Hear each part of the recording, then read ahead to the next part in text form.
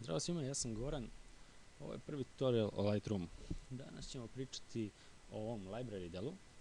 Pričat ćemo o shortcutovima koji ubrzavaju rad u Lightroomu i pričat ćemo kako možemo skinuti Lightroom. Kao prvo, dakle, kako možemo skinuti Lightroom? Jednostavno u Google ukucamo Adobe Lightroom. Prvi link koji nam se otvori, imamo opciju da ga kupimo ili da ga probamo, dakle, trial verziju od 30 dana. Ja trenutno koristim, ovdje možemo skinuti verziju 4.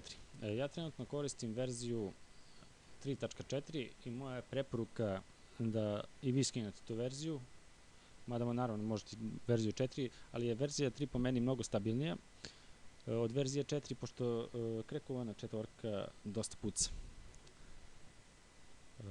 Dakle, nestabilnija je u radu. Vjerojatno zbog kreka, ali nisam imao dobrih iskustva s njom. Dalje, kada skinemo Lightroom i kad ga instaliramo, ovo je prvo što nam se otvara. Dakle, samo bez ovih slika, naravno. Sa desne strane imamo deo u kome nam je histogram, quick develop mod i ovo ostalo metadata podaci, naravno, i to je to. Metadata podaci, tu su nam svi podaci iz kamere koji su korišćeni za slikanje trenutne slike. Dakle, kako menjamo, kako zove sliku, vidimo da nam se menjaju metadata podaci. Vidimo, na primjer, koja nam je ekspozicija, koji objektiv je korišćen, ISO osjetljivost, da li nam je korišćen flash, koji aparat je korišćen i tako dalje. Sa leve strane imamo navigator. U navigatoru najbitnije nam je katalog, folderi i kolekcije. Ovo ostalo možete koristiti ako hoćete da uploadujete slike direktno na Facebook ili na nekim drugim serverima i servisima, naravno. Možete dodati svoj ili čak neki drugi servis i tako dalje. Imamo, najbitnije nam je ovaj središnji deo i ovaj donji deo, ovaj slider ovdje sa slikama. Dakle, u središnjem delu vidimo trenutnu sliku koju možemo dalje obraditi i tu možemo promeniti prikaz. Prikaz menjamo recimo u grid view s pomoću slova G na tastaturi. Kada promenimo grid view imamo prikaz drugačiji prikaz slika. Dakle, imamo svaku sliku posebno i možemo da izaberemo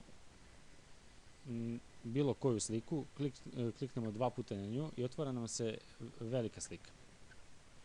Ako hoćemo da preko tastature promenimo samo na jednu sliku, dakle da ne klikćemo 2 puta na slici, moramo kliknuti jednom i pritisnuti slovo E.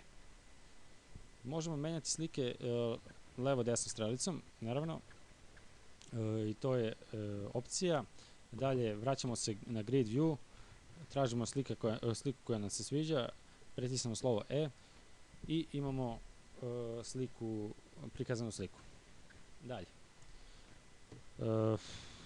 Vraćamo se na grid view. Ako hoćemo da nam ovaj grid bude manji ili veći, možemo jednostavno na tastaturi pritisnuti plus ili minus. Ako hoćemo da uporedimo, ako imamo recimo ovako dve iste slike i hoćemo da ih uporedimo, držimo Ctrl, kliknemo jednu sliku pa drugu i onda pritisnemo slovo C na tastaturi. Sad imamo dve slike jednu pored druge i možemo da ih upoređujemo. Ako hoćemo da uporedimo neke druge slike, možemo pritisnuti strelice gore ili dole na tastaturi. Isto tako, ako hoćemo promenimo kandidata za upoređivanje, menjamo levo ili desno. Vraćamo se na grid view. Šta nam je još bitno? Ovdje dole u slideru imamo dole slider i hoćemo da uporedimo više slika odjednom, ne samo dve.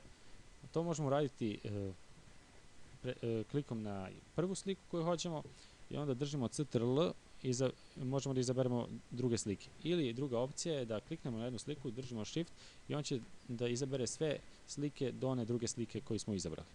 Pritisnemo slovo N i imamo drugačiji prikaz. ovdje smo izabrali 6 slika i on će nam toliko prikazati. Naravno, možemo da dodamo još neku sliku za upoređivanje ili možemo da je izbrišemo. Ako nam se neka ne svidi, možemo lepo da izbrišemo sliku dok ne ostane samo ona koja nam se recimo svidila. Dakle, biramo između ove i ove, recimo ova, i ostala nam je ta slika. Ako hoćemo nju da obrađujemo, 2 puta klikni nju i idemo u Develop mod. Vraćamo se u Grid View.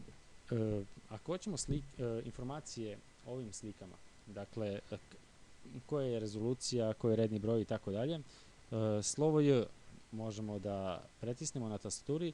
Sada nam je izbrisao sve informacije. Pritiskom ponovo na slovo J imamo redni broj slike i još jednom J imamo i informaciju o rezoluciji i formatu.